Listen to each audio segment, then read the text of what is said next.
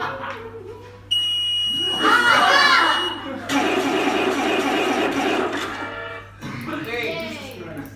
And another one. Oh my god. My ear. Best meme. You need Jesus. That's just a stupid boulder. It's not just a boulder. It's a rock. Alright. Ladies and gentlemen, does anyone know what we just saw? Memes. Yes, it is memes, but does anyone know what we just saw? What we just witnessed? That's right. Ladies and gentlemen, today I'll be talking about animation. Now, in this presentation, we're going to be talking about, of course, animation. What it is, frame by frame, but in my case, slide by slide. Now, we have to start off with the definitions. What is animation? Does anyone know, perhaps? Like, does anyone know from their, like, you know, perspective on what animation might be? Hands? Yes, okay, that's partly correct. Anime, it's a part of animation. Anyone else? Okay, moving pictures, correct. You said that. You get +1 from Sir Justin. Animation is a method in which pictures are manipulated to appear as moving images.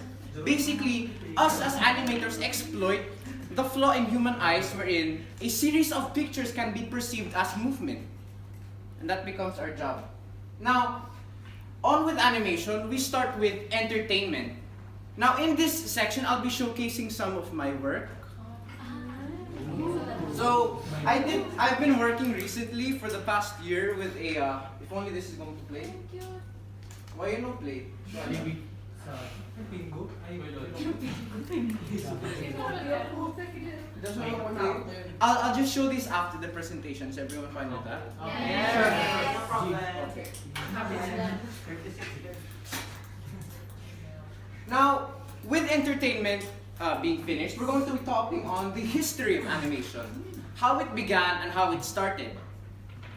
Before animation was an actual thing, they started in series of drawings. And these drawings were basically spun across a wheel to show the illusion of movement. You'd basically see through one coin slot and see this one picture moving across one slot.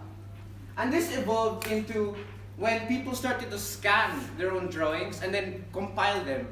And from that compilation, we got our first hand-drawn animation. And onto that, we went to more advanced techniques with this, as you can see. As you can see from here as well, animation was done by rotating a series of pictures to give a sense of movement. And next to that, we have these animations were hand-drawn. Because back then, there weren't many computers, or there wasn't much computer power to really give, computer-generated imagery.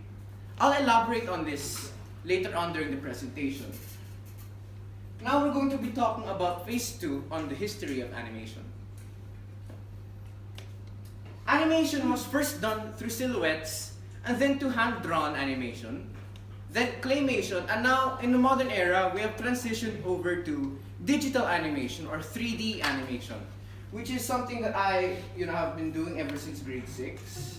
Wow. Although these other forms aside from 3D, they might seem old to us, in this generation. They're quite relevant today. Has anyone watched Wallace and Gromit? Yes. Animation. Has anyone watched Bambi? Bambi. Those are still relevant forms of animation that we still remember. Yes, sir. Okay, next slide. I'll be talking about subpoints in animation. Now, if this is going to play, it doesn't want to. Now, okay, if you were to play this video, you'd see that animation is a form of art. Therefore, it is a form of expression. Also, fun fact, this was done by my friend, Quinton Dean. I'll play the video later. It's actually really cool. Next, we transition over to animation and the drama aspect of it. Now, of course, with entertainment, there's also another field of animation, and I think we've all seen that part. It's called featured films. Has anyone watched an animated feature film? Yes. Name one. Spider-Man Into the Spider-Verse. Okay. Anyone else? What? My brothers was Okay. Okay. Now, in drama, you basically transition from happy to sad to angry to mad, right? That's what drama is. It's transitions of emotion. And what animation is in this field is that they want to play on those feelings to make you feel like you want to invest yourself into this sort of series or this movie. Animation is something that you not only see, but it's something you feel, even though it's just a few pictures on a screen. If only this would play, he doesn't want to, Shuada. I'll play this later, okay? Next slide, next slide. Now, animation can also be known as drama, entertainment, but did you guys know it can also be a form of information or education? Does anyone know the YouTube channel Kurtzisart? Kurtzisart?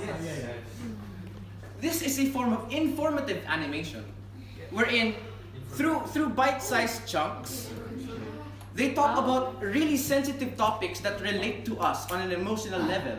Things like loneliness. And it's not just emotionally things that they talk about. They also talk about things that happen within us, like bacteria. It's quite weird. And they also talk about another thing which can be seen as political through animation, which is overpopulation.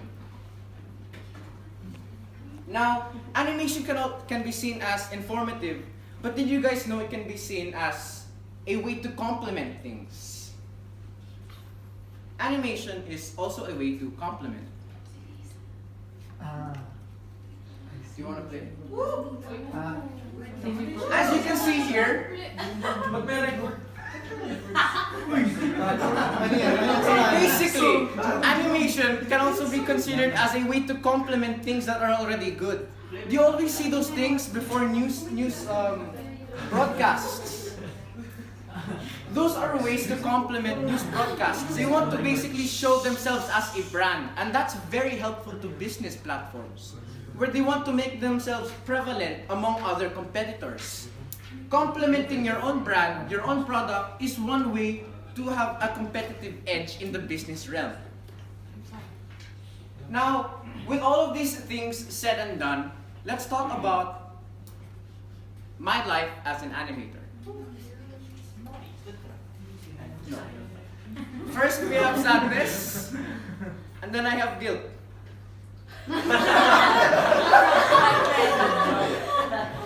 But there's also a good part to being an animator. Because even though there are times where I want to drink Clorox behind the door, and there are times where I want to cry in the shower, I've basically, experienced what a true animator is ever since I was a kid. Ka-chow. As a kid, I've always loved animation from the first film I saw, which was Cars 1, Monsters Inc. and The Incredibles. These things were really inspirational to me. And I've always wondered, how can I do something like this? And I want to be something like that one day.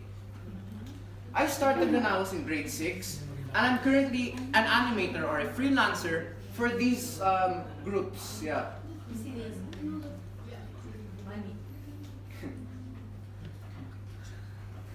Now, with a tiny snippet of what I do as an animator, let's talk about how an animation works. With that being said, let's go on to the fundamentals. Now, in these fundamentals, animation is quite a complicated topic because there are so many mechanics that have to work with each other. But for your guys' sake and for the sake of time, I have simplified it and boiled it down to 3 points, which are crucial elements: style, story, and setting up. Style. Style gives a sense of atmosphere. it aids in giving the audience a sense of what might happen. It also makes, the audience willing to invest into something. It gives a sense of appeal. Because when you're making an animation that is specifically stylistic, you want to make sure that the audience that you're appealing to, they're enticed to watching this film. They want to see it. They want this sense of immersion. Next, with style, we have story.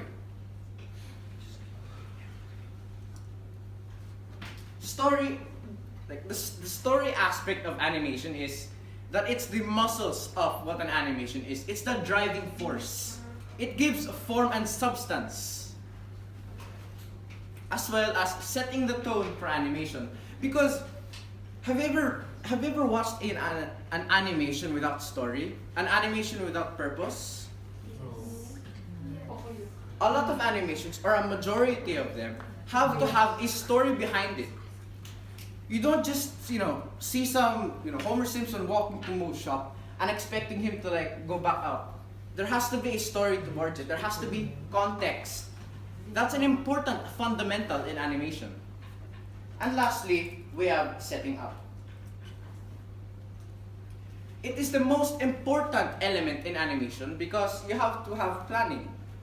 This also works in business because without plan, there's no purpose, and without no purpose, there's nothing, nothing will work.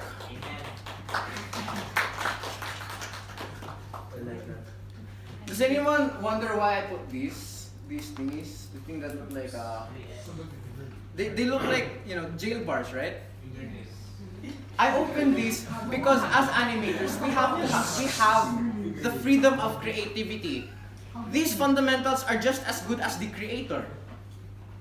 It is your freedom that makes these three elements work together. And now, with that being said, with the three elements being done, we'll be doing some demonstration time. Yay!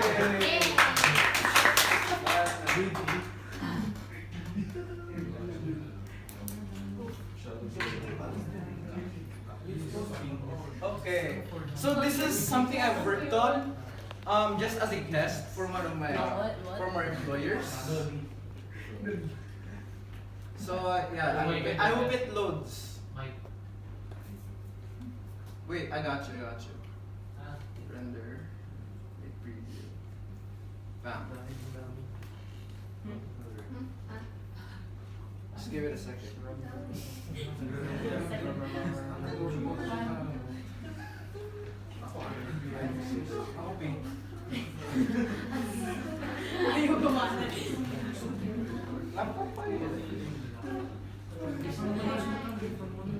Yeah, you see this? This is called reality.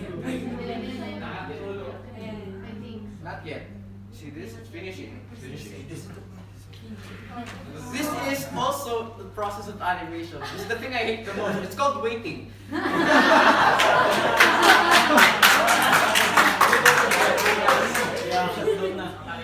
So here's something I worked on a while back. It was just a test to see how far I could push these characters. Excuse for the slight cringe.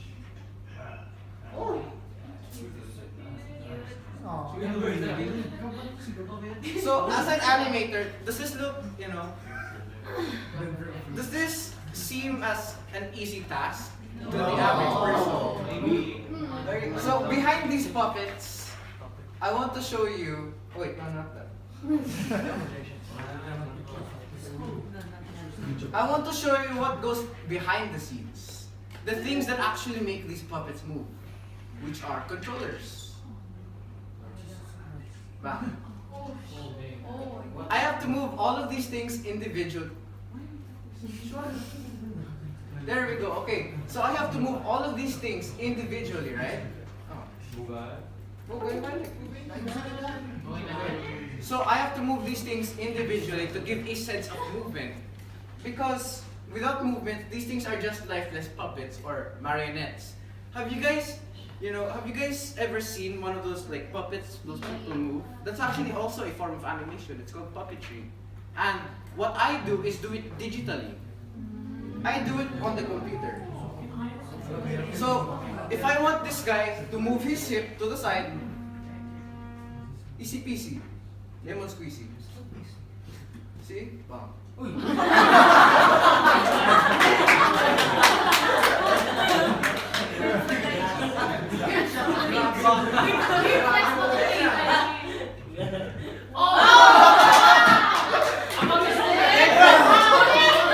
Have to do it. Above the shoulder. Above the shoulder. Okay.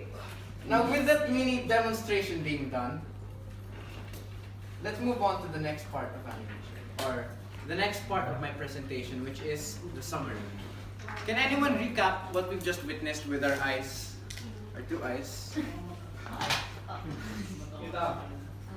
Yeah, just that, okay. But we've witnessed what animation is, how it works, and how it's in almost every aspect of our lives. It applies in business, it applies to our emotion, and it applies mostly to our eyes. Now, I hope you guys have enjoyed what I have so far. And through these transitions, I'd like to transition to the closing part of this, talk.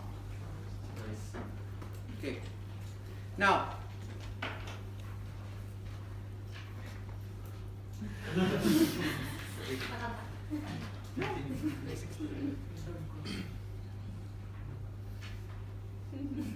sorry, I'm a bit tired today. I just finished this today. Okay. Now.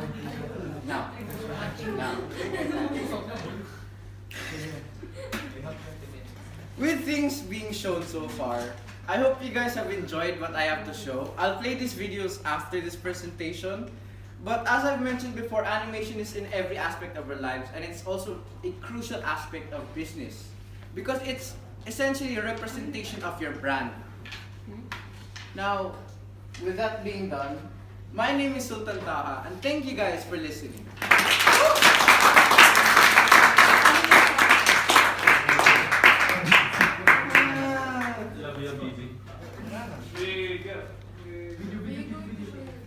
Yes.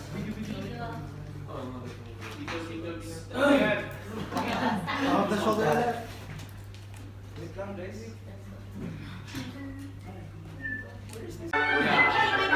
Okay, and for 5 apples, that'll be. These two. I did these ones right here. I did this one. You can just leave them on And the the other one counter is while gonna I get show your up. food.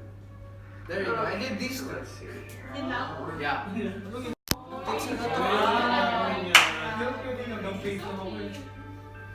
Four.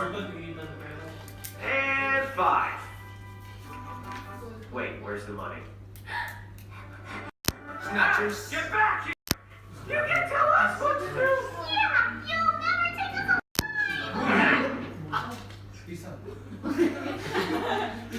Well done. Hey, hope you liked that. If you did, you should hit that like button. Or if you want to help make these videos possible, you can donate over on Patreon. I was going to really show this one in my presentation. I don't know why it was being very rude today. So this was one of the first parts of drama. Everyone remember this scene. I give you an F. Now we can see the happy part of animation, right? And then we see the sad part of animation, the thing that really fills our hearts. It's one of the true drivers of emotion.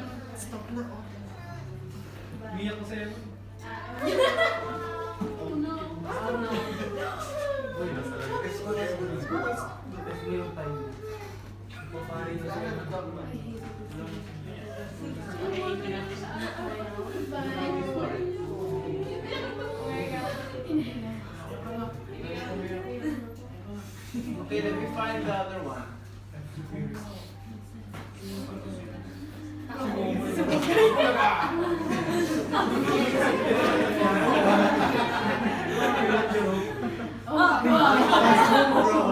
Sorry, missing textures. Okay, I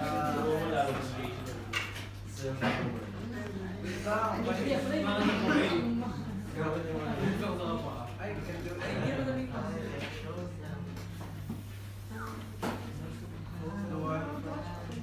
I was also going to show this part, which was which would kind of back up my claim that animation is complementary, especially to things like that. I also stopped. Ah, no, no,